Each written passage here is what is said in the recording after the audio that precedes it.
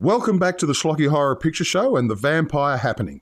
During the course of my career, I've come to a simple, if not quite fully developed conclusion about most vampire movies. They usually fit somewhere in between silly but sexy and camp comedy, with the odd gothic movie that takes itself far too seriously. But there are few films that blur their focus to the point of defying categorization quite like tonight's film. Originally released in 1971, The Vampire Happening infuses the horror genre with bawdy humour, absurd gags, and subtle in-jokes for vampire buffs and vampires in the buff. It clearly wants to be another fearless vampire killers, so much so it even has Ferdy Mayne reprising his role from the Roman Polanski film. But unlike Polanski's film, The Vampire Happening has a significant number of breasts, a severely anti-clerical stance, and some extremely unsubtle humour. The film's underlying style is more like Benny Hill meets the Groovy Ghoulies, and, combined with the psychedelic sex scenes, it looks like director Freddie Francis was possessed by the spirit of Ken Russell. This rather bawdy tale was conceived, possibly while drunk, by Italian producer Pier Caminici, who cast his own wife, Pia Dagemark, twice. Pia plays the beautiful American Betty Williams, who travels to her ancestral home in Middle Europe and resurrects her undead ancestor, also played by Pia. This is a cue for the expected mistaken identity scenes, leading up to both of them attending the annual vampire convention, with the guest of honour being Count Dracula himself. Pia doesn't do too badly with her dual role, and when she finally meets up with herself, it's strangely touching.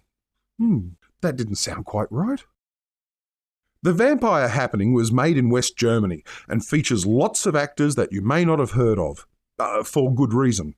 Miss Neeson is played by Ingrid Van Bergen, who, 6 years later, shot her husband dead and was sentenced to 7 years but released after 5. As revenge upon the society that imprisoned her, she went on to win the German version of I'm a Celebrity, Get Me Out of Here in 2009.